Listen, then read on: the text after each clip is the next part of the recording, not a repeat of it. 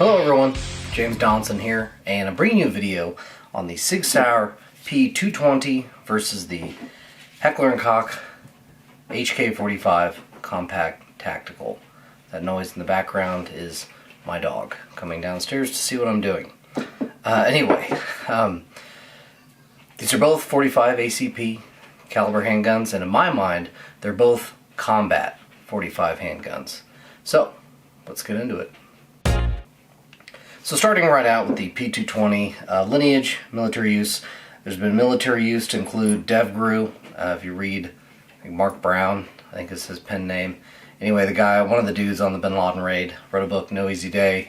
There's a P220 in a picture, actually along with, now that I think about it, an HK45 Compact Tactical as well. He used them both, it seemed, and he didn't really seem to prefer one over the other, it seemed like. So, anyway, I don't know what Mark name this had, the 220, but the HK45 Compact Tactical is the Mark 24. And to my knowledge, it was used by other groups, U.S. forces, and other countries as well.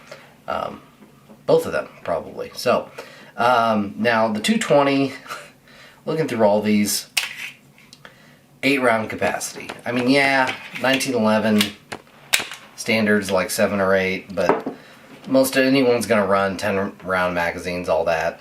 You can run a 10-round magazine with this, it comes with it. It's kind of weird looking, dorky, that thing slides, and then it looks weird in the gun. At least 1911s kind of look cool, or somewhere in the middle. So you can run 10 rounds. That said, which we'll get into, I had some issues with the 10-rounders, or 10-rounder. So, features, not a lot to it. Basically, single double, and has a decocker, and of course, a slide release, which is fairly well placed. So getting to the HK45 Compact Tactical, its features, it's double single with a safety, and it has a decocker as well. So, of course it comes, the Compact Tactical comes with a extended round, so from 8 to 10, if you run the 8-rounder, basically you're making the gun concealable or more concealable in a day and age where a lot of people are running full size. And then the extended is a 10-rounder. I think aesthetically it looks cooler. There's once upon a time where I didn't think the gun looked that cool with the extended. Now I do, not because it's extended, I don't know, maybe it just grew on me. But I already mentioned the military use, and then the concealability aspect. It's basically the most concealable out of all the guns I'm looking at. Again, this day and age, a lot of people are concealing running full-size guns or even bigger. So you can get away with, you know, probably a Mark 23. Some dudes are out there, I think I've seen. So, wouldn't be my recommendation or really a use case for that for me, but I'm just throwing it out there. Now, let's get on with it. So the main difference is obviously going to be size, but with that, weight. Now this is a steel frame and this is not. So not only is it going to weigh less because it's a little smaller, not by a lot, but it's a little smaller, but also you're looking at much lighter because of the frame. And I don't think, I'm not the kind of guy that thinks I have a preference, steel frame versus polymer. If anything, I'm going to prefer polymer because we know if you buy a reputable brand of polymer, HK, Glock, you're not going to have any issues. So reliability is not a standpoint. So at that point, the downside of a steel frame, while it's heavier and maybe helps you manage recoil better, it is heavier. But also, you can learn to manage a polymer frame pistol just fine in terms of recoil. So I don't think the weight is really doing a ton for you. Now, getting into length, there's really not a lot of difference in length, especially once you put the light on there.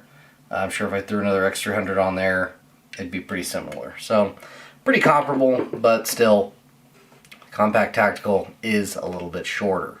Now getting into the controls, P220 just has the decock feature as I showed you, and then the Compact Tactical has the decock as well as safety. And so you can really, I like that because you can really pick and choose how you want to run the gun. And the way they did the controls, they're very out of the way. So, you know, I'm a big fan of modularity that's not in the way. This modularity is not in the way. So, I didn't have any issues with the safety lever being there. I didn't have any issues taking it off when I went to fire, not one time. That goes for all these guns. So, safety lever's not been a factor for me. Now, there is a reason I'd prefer the safety and the way the HK set up over the Sig, which we're going to get into shortly. Getting into some other differences, the Sig requires no modification to it or a light to mount a light. On the other hand, the 45 Compact Tactical, it'll take some lights as is, but in other cases you need an adapter. In this case, there's an adapter for the X300, so yay for that. Now what I will add about the way the X300 adapts is you're adapting the light, and so whereas the Mark 23, the USP, need an adapter on the gun for the light to go, the light's still sitting where it should sit in terms of height. So when it comes to actuating the light, it's quite easy. Other than it is farther forward, but that's simply because the enlarged trigger guard to play nicely with gloves. Now, something that does bear mention is these guns are matched in that neither one has a way to mount an optic. Whichever one you want to put optic on, you're going to have to mill. Now I am seeing it's easier to get an HK due to threaded barrel, and I'm tending to see them a little bit cheaper, so if that's going to influence your decision one way or the other, then there you have it. But at the end of the day, they're matched on that.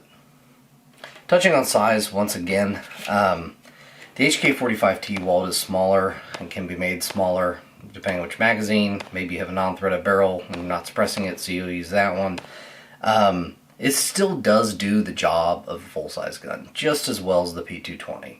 So in terms of size there on paper, that's not really something you need to be concerned about.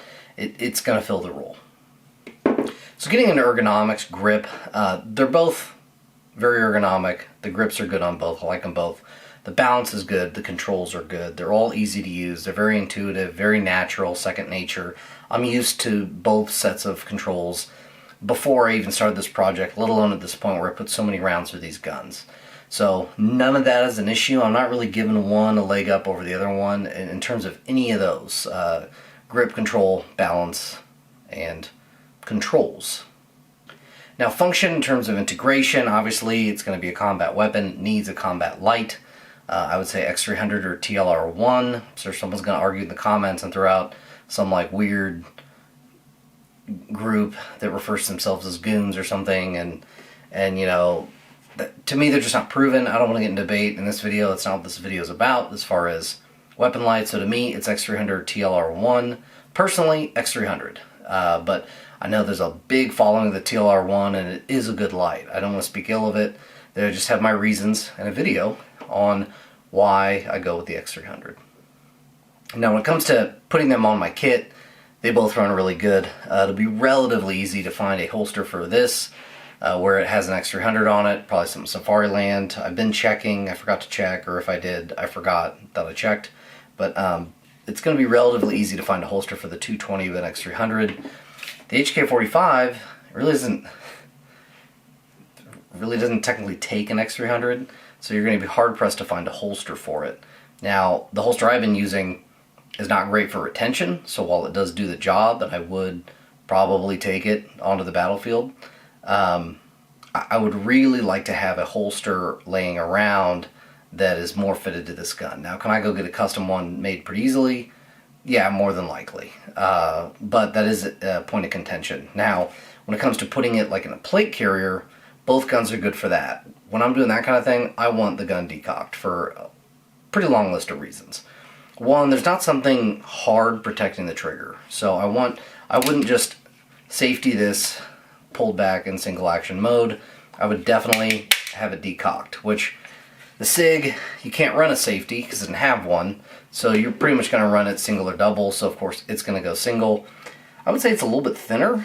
So maybe just a tad, but it'll fit in a plate carrier no problem as well. And the magazines, the Sig mags run very easily in my S-Tac mag pouches I use for Glocks. The HK is a little tight, but at the end of the day, both of these are going to work with the rest of my kit for the most part. I don't think I really need to buy anything new other than maybe a specific holster for them. Now, running them suppressed, obviously I have an array of holsters and videos on them about which ones I like or would use. Hayden X300 is the one for me, so that's what you've seen in these videos when I'm running them suppressed, and so that's obviously not going to be a problem there because it indexes to the light, so I can have any gun with the light on it, and because I have the light, it's going to fit right fine, or it's going to fit just fine.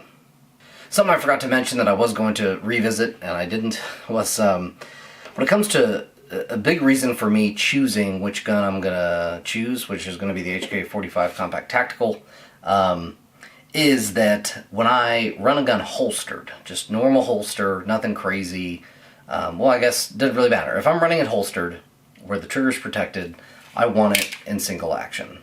It's going to be easy. Why, not that I wouldn't train with the double action, but why put yourself in a scenario where you're adding complication to a life and death scenario? You wouldn't. So being able to run it in single action, have the safety on, I can then draw it, and all my shots are going to be the same as far as trigger pull distance, trigger pull weight, etc., etc., recoil management, all that.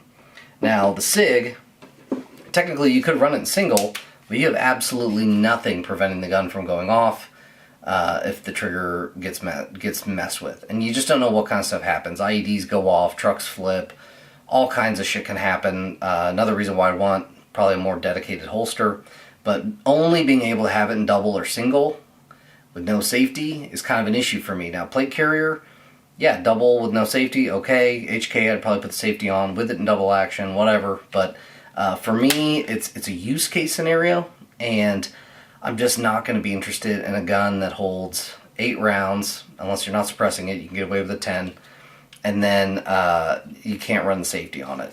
It's a fantastic gun. I like it a lot, well made. But for me, in this, the tipping point was kind of the way I was going to run the gun in different scenarios, and I definitely want a safety for something that doesn't really have anything else. Excuse me, I want a safety, because if I'm going to have it in a holster or something like that, I want to be able to just run it single action. So, now getting into the trigger, single action, both of them did fantastic. I mean, it's just simple.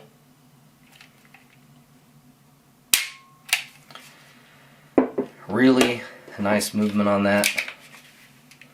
And then the HK, I mean, I think they're pretty good. I'm also not a trigger snob, so if someone's going to want to send it to Ghost Guns or whoever. I'm not recommending Ghost Guns, by the way. I've never used them, so not a recommendation. I just know where people go. They'll send the HK there. I don't know if that's a place to go for the 220 or not. You can do the research probably relatively easily, but both of them have great single action triggers. Now, getting into double, both are really good. I have to say, though, and screwing around with them,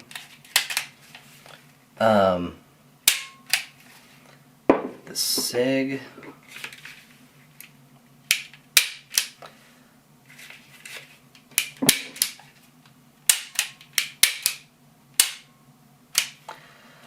I think the Sig is a little smoother. Now, the interesting thing is I've looked at the trigger weights, like the pull weight for each of these guns, and ones that have heavier, one might have heavier than another, but it's smoother. So it, to me, the feel of it feels better, so it's easier to use. Now, all of them are pretty good for double action. I think the Sig's a little bit better, but again, that's not a reason to buy the Sig over the HK. It's just something I noticed. I don't want to mention this video. We'll see how these all shake out at the end. Now, getting into caveats and variables. Both ran great in the drills, which we'll talk about at the end of the video. Now, I will say the HK45 Compact Tactical seemed to go back onto target a little bit easier, and I don't entirely know what that is. Historically, I've usually shot this configuration of Sig better than most other guns. Now, it's been a long time since, and I've owned and shot a lot of other guns since I used to rent that 226 at my local gun range before I owned any guns at all. So I probably changed. I don't know what it was, but it doesn't really matter because I was seeing the Compact Tactical go into target just a little bit faster and better. As far as suppressed, both ran great, actually. Now, the HK45 Compact Tactical, I'd say, seemed to push a little bit more in my face, but I was firing it more recently when it was warm. I've been working on this project for over a year, so I'm firing in cold and hot environments. You just get more stuff in your face from suppressors when it's humid. I'm in Kansas, so humidity is pretty nasty. But it also has a little bit shorter barrel, so maybe that's making the difference as far as powder burn. I'm not entirely sure, but it was a factor I wanted to mention. As far as in the cold, neither really pushed stuff back into my face. Getting to the 220, I did have issues with the magazines. The 8-rounders were fine, but the 10-rounders, when it was suppressed, that's where I was having some issues with the 10-rounders. Now the gloves, again, no issue. I mean, they're designed to work with gloves. I didn't have some big old winter gloves I was using, of course, but I was using thicker gloves. I really like that OR type of glove. I guess I'll throw a link down below if you're interested. I've been using them a long time. They last much better than the iron sight ones, I think, which are thinner. Basically, the iron sight to me is just having a glove on versus getting the benefit of having glove on that you get from the suppressor sensor gloves. I think that's what these ones are called. Anyway, they got a little more leather, a little more protection, but they are a little beefier, and so I think it was a good middle ground. For those of you in Alaska, I don't know, you made to get a Mark 23. I'm not entirely sure. But anyway, if you're running gloves, neither of these guns are going to be a problem. Now, I already mentioned kind of magazines, the 10-rounders and the 220 was suppressed. Those magazines didn't really like the suppressor. I had, failure to feed, failure to, I guess entirely failure to feed. Some of them where they were getting stuck at the pipe, and other ones it's like the magazine wasn't wanting to push up or something. It was jacking them up. But if I kind of messed with them, they didn't do anything, so it wasn't like I needed to clean them.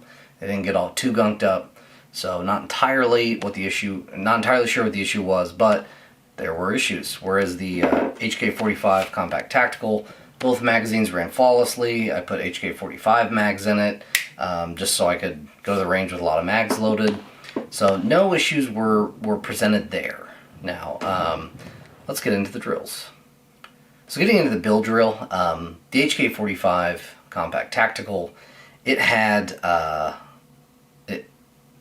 better time, and though both guns were all A's, which is good, the Compact Tactical was just faster. So it wasn't by a lot. I don't remember what the time was, but yeah, it's worth mentioning. Now, does it necessarily mean I'm going to choose it?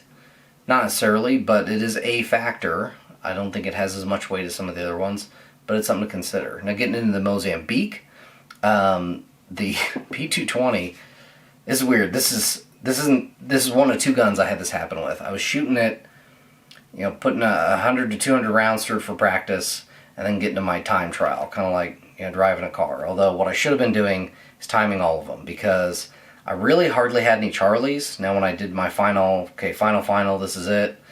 This is for record. I had 3 alphas and 3 Charlies. And it was with a longer time. So I don't know what that means entirely. I mean, obviously I'm not controlling it as well as the HK45 Compact Tactical. Now, I have put more rounds through that one. Although, again, I do practice up, and I shoot other guns in between, mainly my concealed carry gun, so I can stay sharp with it. So I don't know all the factors affecting me as a human. And again, I'm shooting these like 15 yards typically. So 7 yards, which is a typical Mozambique or build drill distance, probably would have had a nice group. Maybe not as nice as the Compact Tactical, but it would have been a nice group. Here we go to the close. So based on many factors, the HK45 Compact Tactical for me is the winner between the two, and will go on to face the next competitor. This has been James Donaldson with the Contemporary Gentleman, and until next time, keep your composure.